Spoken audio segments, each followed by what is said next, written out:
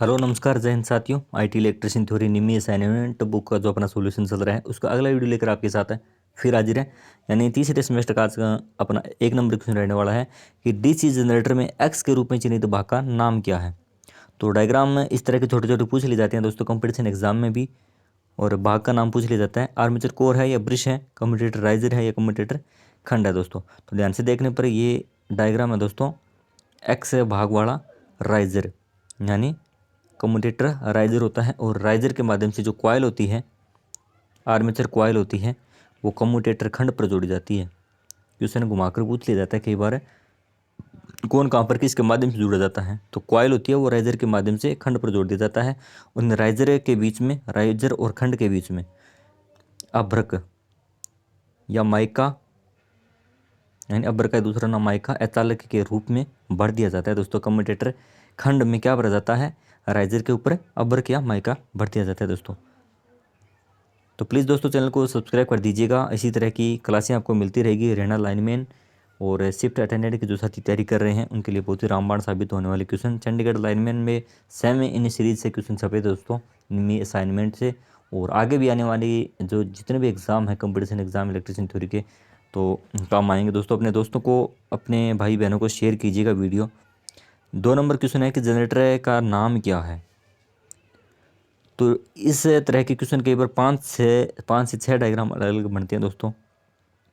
Series generator, shunt है, cumulative compound है, long shunt, differential, इस तरह के डिफरेंशियल, लॉन्ग संट डिफरेंशियल है। इसका राइट आंसर रहने वाला है, पहले हम बात करते हैं। तो डिफरेंशियल लॉन्ग संट कंपाउंड यानी ई ऑप्शन इसका राइट आंसर रहने वाला है। किस आधार पर होता है दोस्तों, हम बात करते हैं। जैसे पहले बात करें जैसे सीरीज जनरेटर की, तो सीरीज तो सिंपल सा होता है दोस्तों, इस प्रकार जनरेटर हो गया।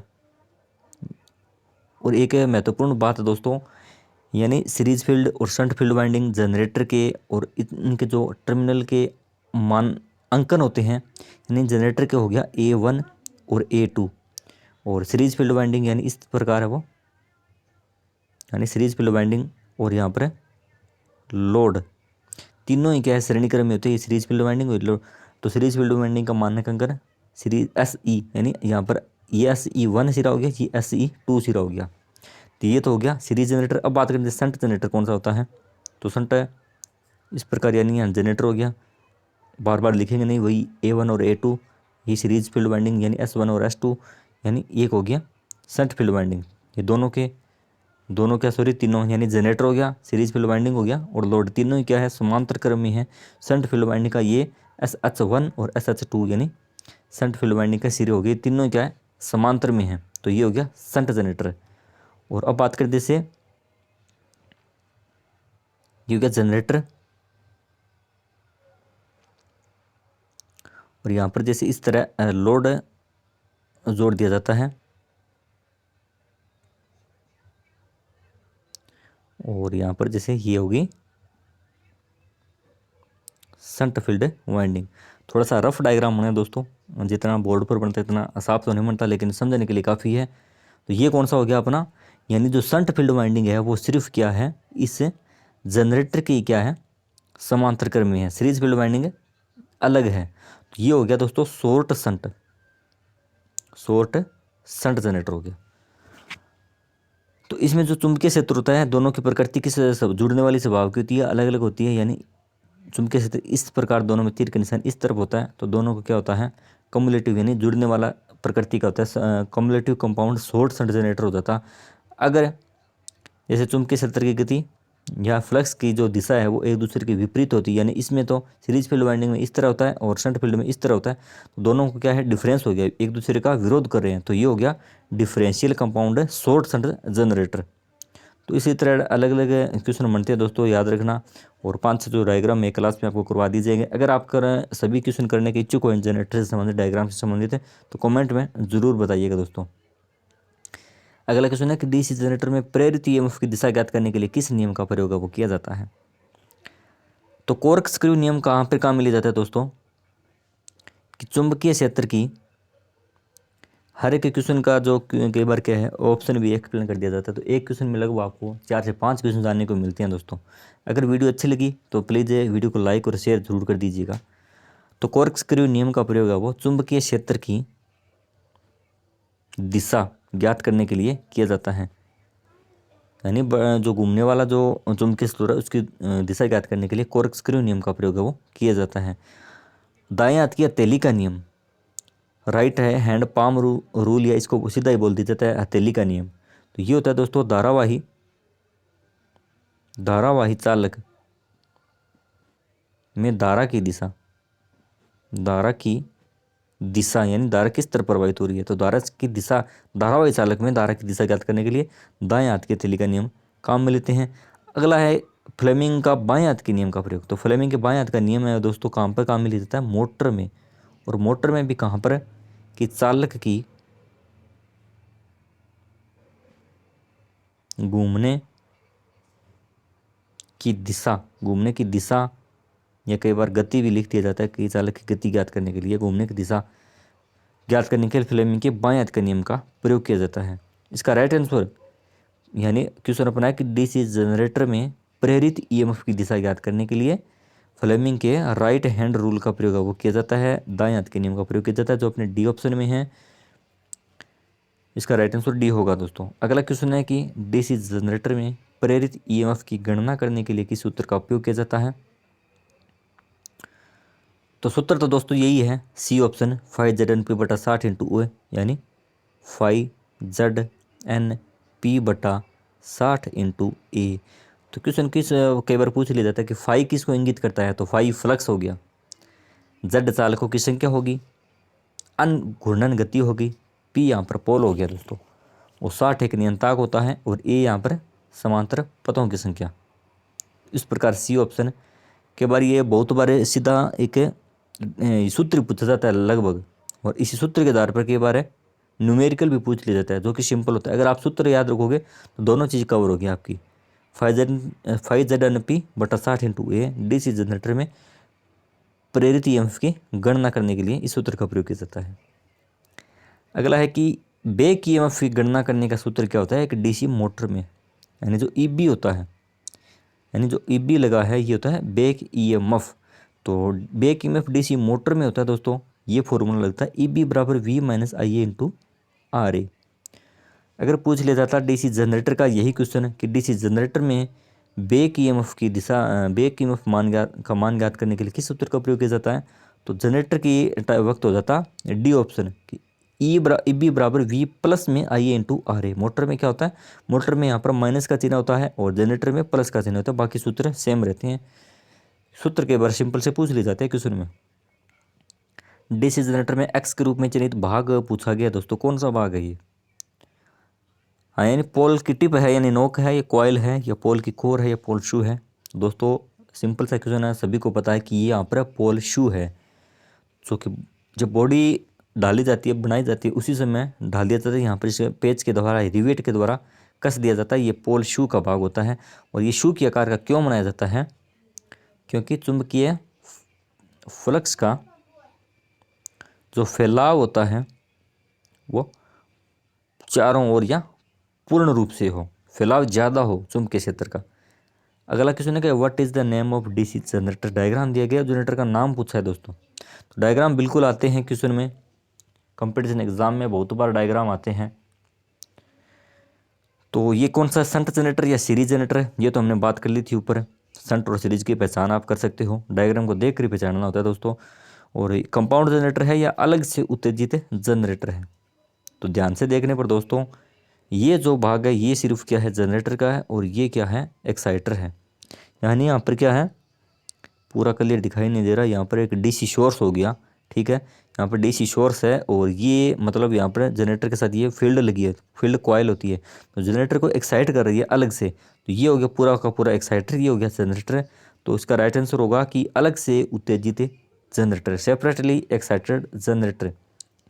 विशेषता पूछी जाती है दोस्तों बहुत बार इसकी पृथक उत्तेजित जनरेटर की कि महत्वपूर्ण विशेषता कौन सी होती है, तो अवशिष्ट चुंबकत्व यानी अवशिष्ट चुंबकत्व की आवश्यकता इसमें नहीं होती।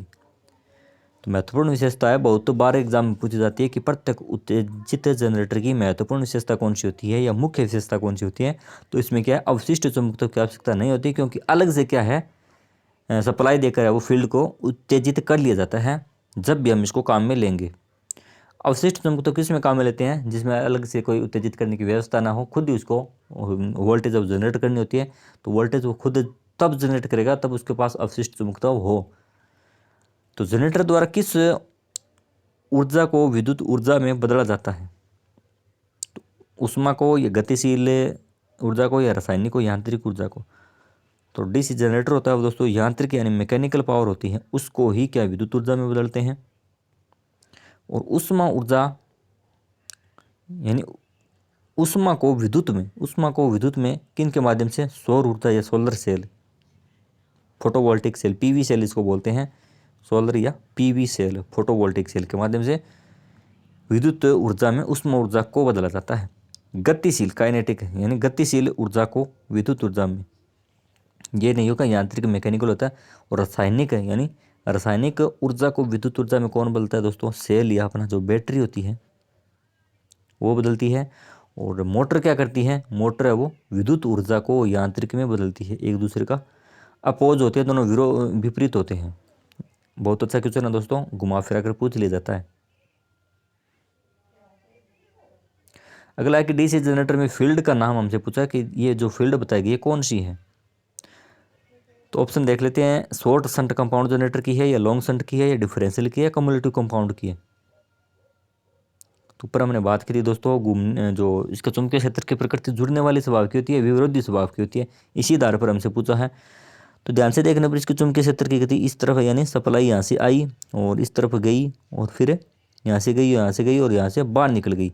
और इसकी क्या है, यहाँ से अंदर एंटर की इस कॉइल में और यहाँ से आई और यहाँ से फिर बाहर निकल गई। दोनों की क्या है, विपरीत स्वभाव की है।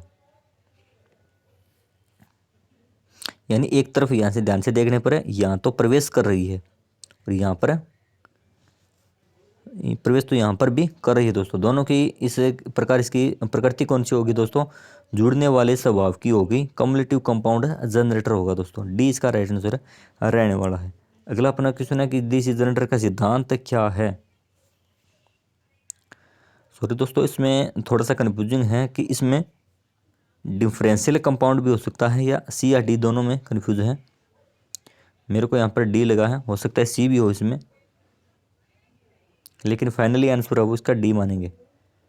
डीसी जनरेटर का सिद्धांत क्या है, कॉर्कस्क्रू का नियम या फ्लेमिंग के बाएं हाथ का। तो कॉर्कस्क्रू हमने बात की थी, चुंबकीय क्षेत्र की दिशा ज्ञात करने के लिए काम में लेते हैं। और लेफ्ट हैंड रूल है वो मोटर में चालक की घूमने की गति, चालक की घूमने की दिशा ज्ञात करने के लिए काम में लेते हैं। फ्लेमिंग के दाएं हाथ का नियम, ये तो क्या है, प्रेरित ईएमएफ की दिशा ज्ञात करने के लिए। फैराडे का विद्युत चुंबकीय प्रेरण के नियम पर है वो कार्य करता है अपना डीसी जनरेटर और मोटर भी। जनरेटर और मोटर क्या है, फैराडे की विद्युत चुंबकीय प्रेरण का नियम, यानी किसी धारावाही चालक को चुंबकीय क्षेत्र में घुमाने पर उसमें एक ईएमएफ पैदा होता है और इसी को क्या बोलते हैं, फैराडे का विद्युत चुंबकीय प्रेरण का नियम। और प्रथम और सेकंड दो नियम है दोस्तों, अलग अलग पूछे जाते हैं एग्जाम में। गतिशील रूप से प्रेरित ईएमएफ के लिए सूत्र क्या होता है, सिंपल सा क्वेश्चन, सी ऑप्शन इसका राइट आंसर रहने वाला है दोस्तों।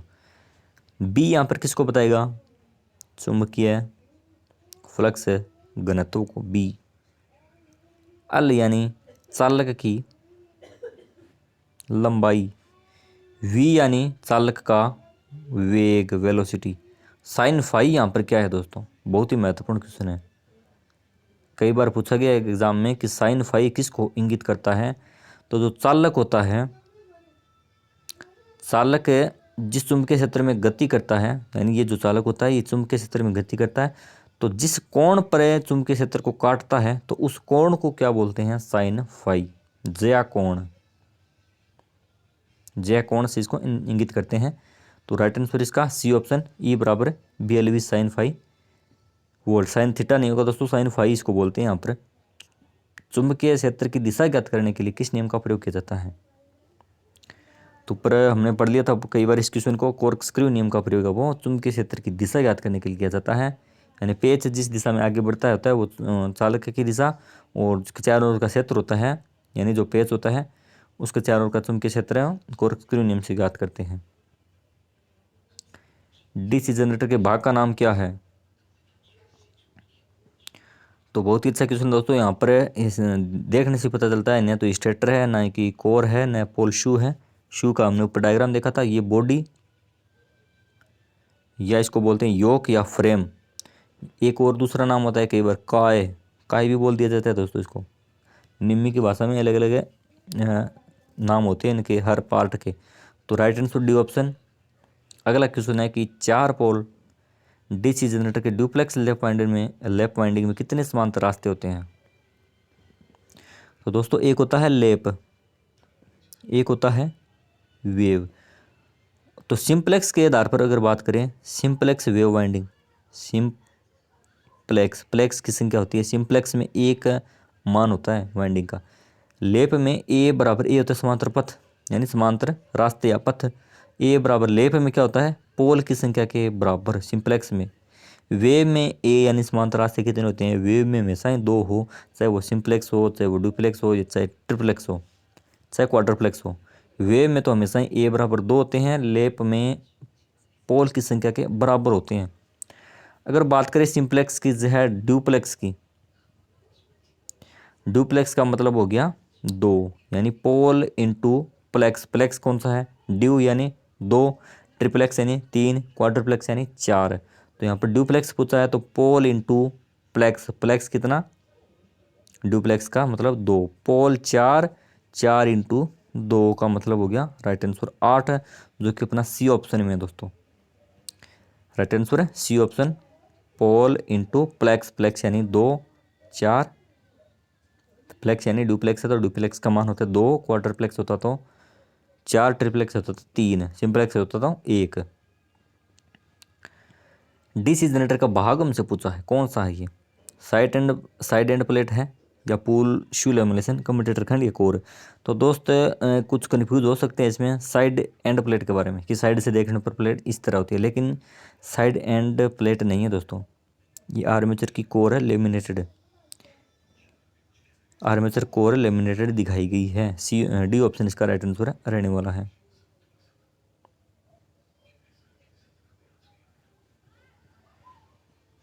अगला क्वेश्चन है कि डीसी जनरेटर में इंटरपोल कैसे जुड़े होते हैं? तो आर्मेचर के साथ श्रेणी में, आर्मेचर के समांतर में, शंट फील्ड के श्रेणी सीरीज में, या शंट फील्ड के समांतर में? तो इंटरपोल दोस्तों, इंटरपोल के मानक अंकन बताइएगा कमेंट में अगर आपको पता हो किसी भाई बहन को। तो मानक अंकन कौन से? टर्मिनल अंकन किन अंकों से प्रदर्शित करते हैं इंटरपोल को? तो इंटरपोल है वो आर्मेचर के साथ ही सीरीज में जुड़े होते हैं दोस्तों। और मुख्य, या कई बार पूछ लिया जाता इस प्रकार भी आ सकता है, आर्मेचर न देकर मुख्य पोल के भी क्या होते हैं? समांतर में होते हैं इंटरपोल। और मुख्य पोलों का कितने होते हैं दोस्तों? 1/3 साइज होता है इनका, 1/3 मान होता है मुख्य पोलों का, 1/3। और 1/3 ही इन पर क्या होती है? वाइंडिंग स्थापित की जाती है, 1/3। और क्या होता है इसके बारे में कि इंटरपोल श्रेणीक्रम में होते हैं मुख्य पोलों के मतलब। और संख्या कितनी होती है दोस्तों? तो मुख्य पोलों के समान ही होती है,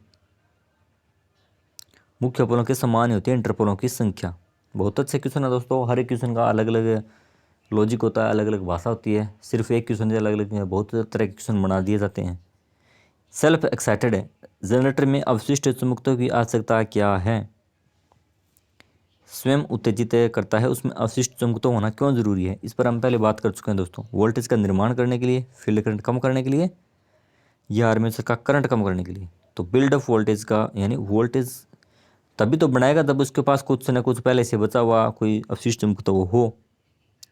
यानी पहले मैंने बात की थी अवशिष्ट चुंबकत्व किसके लिए जरूरी नहीं है? तो पृथक उत्तेजित के लिए जरूरी नहीं है, क्योंकि उसको तो हम अलग से सप्लाई देकर उत्तेजित करवाते हैं। जरूरी किसके लिए है? सेल्फ एक्साइटेड जो होते हैं, स्वयं उत्तेजित जो होते हैं, उनके लिए जरूरी होते क्यों हैं? वोल्टेज का निर्माण कर सके वो। अगला अपना क्वेश्चन 18 नंबर, कि मशीन में वे कौन से 2 पॉइंट होते हैं जहां पर ब्रश संपर्क प्रतिरोध को मापा जाता है?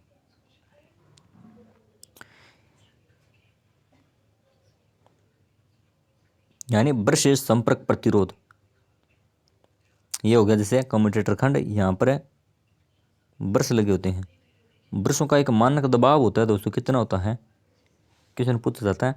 तो 0.25 से 0.1 किलोग्राम प्रति सेमी स्क्वायर इतना दबाव होता है। इसका मानक दबाव है, निम्न की बुक में दिया गया है।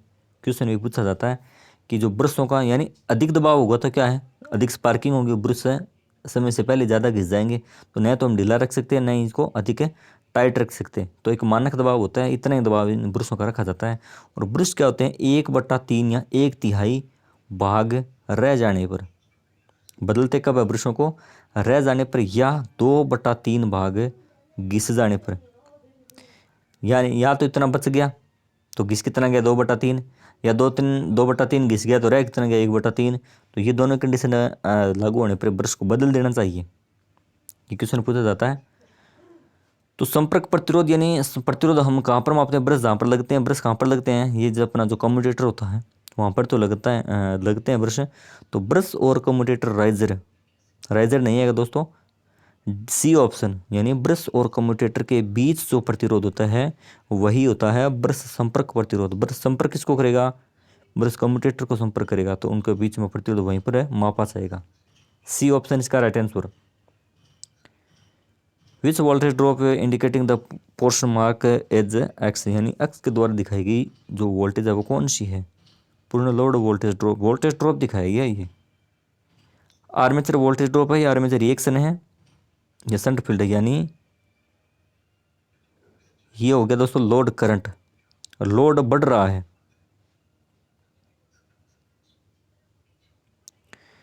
यानी लोड बढ़ने पर यहाँ पर क्या है, पहले सप्लाई जो फुल लोड करंट यानी लोड धारा यहाँ पर होता है, लोड बढ़ने पर धारा पहले इतनी थी, लोड बढ़ा तो यहाँ पर इतनी होगी, उसके बाद में और लोड बढ़ा तो यहाँ पर बहुत कम हो गई। तो ये है दोस्तों आर्मेचर रिएक्शन के कारण जो वोल्टेज ड्रॉप होता है वो, तो आर्मेचर रिएक्शन ड्रॉप होगा दोस्तों। सी ऑप्शन इसका राइट आंसर रहने वाला है। अगला और आज का अपना लास्ट क्वेश्चन है, कंपाउंड जनरेटर का नाम क्या है यदि शंट फील्ड आर्मेचर के साथ समांतर में जुड़ा हुआ है। तो वो लॉन्ग शंट है या कम्युलेटिव कंपाउंड यानी संचयी है या डिफरेंशियल या शॉर्ट शंट है। तो यदि शंट फील्ड क्या है, इस प्रकार जो शंट फील्ड आती है वो शंट फील्ड आर्मेचर के साथ ही क्या होती है, श्रेणी क्रम में होती है। ये शंट सीरीज होगी, यहाँ पर ये लोड लगा दिया जाता है, रफ डायग्राम बनाते हैं हम। और तो क्या इस प्रकार का है, तो ये कौन सा होता है, शॉर्ट शंट, यानी लॉन्ग नहीं है, सिर्फ क्या है आर्मेचर के ही समांतर में ही शंट फील्ड वाइंडिंग। तो राइट आंसर है शॉर्ट शंट कंपाउंड जनरेटर है वो, शॉर्ट शंट है कंपाउंड जनरेटर दोस्तों। डी ऑप्शन इसका राइट आंसर रहने वाला है। तो आज के लिए इतने हैं दोस्तों, मिलते हैं नेक्स्ट वीडियो में, तब तक के लिए जय हिंद जय भारत है। वीडियो अच्छी लगी तो सब्सक्राइब शेयर लाइक जरूर कर दीजिए, कमेंट में अपने बताइएगा कि वीडियो आपको कैसी लगी।